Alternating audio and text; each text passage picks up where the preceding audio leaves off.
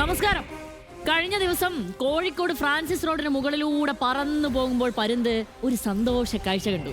മുസ്ലിം പണ്ഡിത സഭയായ സമസ്ത കേരള ജമയത്തുൽ ഉലമയുടെ കോഴിക്കോട് ഓഫീസിൽ സംസ്ഥാന അധ്യക്ഷൻ മുഹമ്മദ് ജിഫ്രി മുത്തുക്കോയ തങ്ങൾ ഉൾപ്പെടെ പ്രധാന നേതാക്കളെല്ലാം ഒരു വലിയ സന്തോഷത്തിൽ നന്ദി അർപ്പിക്കുകയാണ്.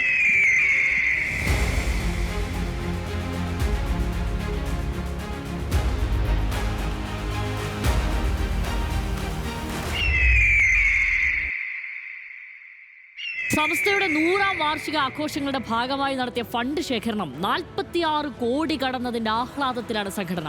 തഹിയ എന്ന പേരിൽ ഡിജിറ്റൽ ആപ്പ് വഴിയാണ് ഫണ്ട് സമാഹരണം നടന്നത്. സെപ്റ്റംബർ 28-ന് സമസ്ത അധ്യക്ഷൻ മുഹമ്മദ് ജിഫ്രി മുത്തുക്കോയ തങ്ങൾ 1 ലക്ഷം രൂപ നൽകി തുടക്കമിട്ട ഫണ്ട് സമാഹരണം നവംബർ 15-ന് പൂർത്തിയാക്കാനായിരുന്നു നിശ്ചയിച്ചിരുന്നത്. എന്നാൽ ആളുകളുടെ അഭ്യർത്ഥന പ്രകാരം ഒരു 15 ദിവസം കൂടി നീട്ടി. ഡിസംബർ 1-ന് ഫണ്ട് ശേഖരണം അവസാനിപ്പിച്ചതോടെ 46 കോടി 20 ലക്ഷം രൂപ സംഭാവനയായി ലഭിച്ചു. അതിന്റെ സന്തോഷമായിരുന്നു കോഴിക്കോട്ടെ സമസ്ത ഓഫീസിൽ കണ്ടത്. സമസ്തന്റെ ഒരു ഫണ്ട് ശേഖരണം ഉണ്ടായിരുന്നു, തഹിയ എന്ന് പറഞ്ഞു. 46 കോടിയിലധികം, 46 കോടി 20 ലക്ഷം ഉണ്ട് കറക്റ്റ്. അപ്പോൾ വന്നുകൊണ്ടിരിക്കുന്നത്, ഇത് വന്നുകൊണ്ടിരിക്കുകയാണ്. അതിൻ്റെ ക്യാമ്പയിൻ അവസാനിപ്പിച്ചിട്ടുണ്ട്. ഇപ്പം നിർത്തിയപ്പോൾ തന്നെ അതിൻ്റെ ക്യാമ്പയിൻ അവസാനിപ്പിക്കരുത് പറഞ്ഞിട്ടാണ് പലരും വിളിക്കുന്നത്. ഇത്രയും കേട്ടപ്പോൾ നിങ്ങൾ കരുതിയിട്ടുണ്ടാകും എല്ലാവരും സഹകരിച്ചത് കൊണ്ടാകും ഇത്രയും തുക ലഭിച്ചതെന്ന്. ശരിയാണ്, എല്ലാവരും സഹകരിച്ചു. പക്ഷേ ചിലർ സഹകരിച്ചില്ല. മാത്രമല്ല, തഹിയ ഫണ്ട് നൽകരുതെന്ന് പ്രചരിപ്പിക്കുകയും ചെയ്തു. നമുക്കൊരു ശബ്ദരേഖ കേൾക്കാം. ഒരു കാരണവശാലും ഫണ്ട് നൽകരുതെന്നാണ് ആശാൻ പറയുന്നത്. നമ്മുടെ സമ്പന്നതരായ നേതാക്കന്മാർ ഒരു കുറിയല്ല പല കുറി 100ാം വാർഷികത്തിൻ്റെ മുൻപ് പ്രശ്നം പരിഹരിക്കും എന്ന് ഒരുപാട് പ്രാവശ്യം പറഞ്ഞതാണ്. ഇതുവരെ ഒന്നും നടന്നിട്ടില്ല.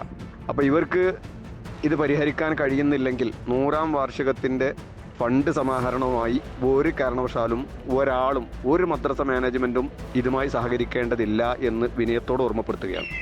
കേട്ടില്ലേ, ഇങ്ങനെ ഒരുപാട് പേർ മുടക്കാൻ ശ്രമിച്ചിട്ടുണ്ട്. സമസ്തയിലെ ലീഗ് പക്ഷവും ലീഗ് നേതാക്കളും ഫണ്ട് ശേഖരണത്തോട് മുഖം തിരിച്ചു നിൽക്കുകയായിരുന്നു.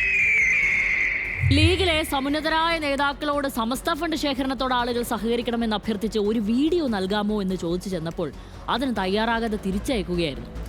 ആദ്യം ലീഗ് സമസ്ത ഭിന്നത തീരട്ടെ എന്ന നിലപാടിലായിരുന്നു അവർ. ലീഗിന് സ്വാധീനമുള്ള പള്ളികളും മദ്രസകളും ഫണ്ട് സമാഹരണത്തിന് പിന്തുണ നൽകാതെ വിട്ടുനിന്നു.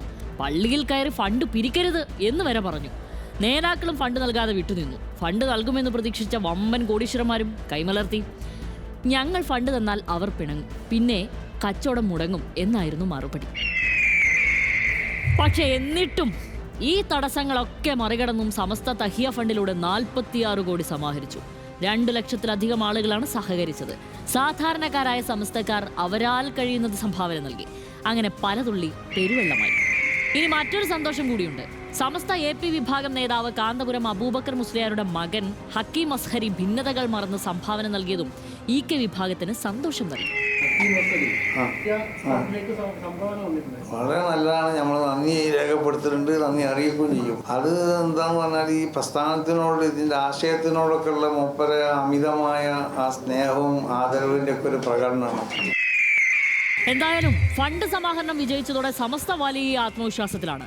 ലീഗ് ഉൾപ്പെടെ ഒരു പാർട്ടിയുടെയും വാലാകാതെ സ്വതന്ത്രമായി നിൽക്കണമെന്ന നിലപാടിനുള്ള അംഗീകാരമാണ് ഇത്രയും തുക ലഭിക്കാൻ കാരണമെന്നാണ് വിലയിരുത്തൽ.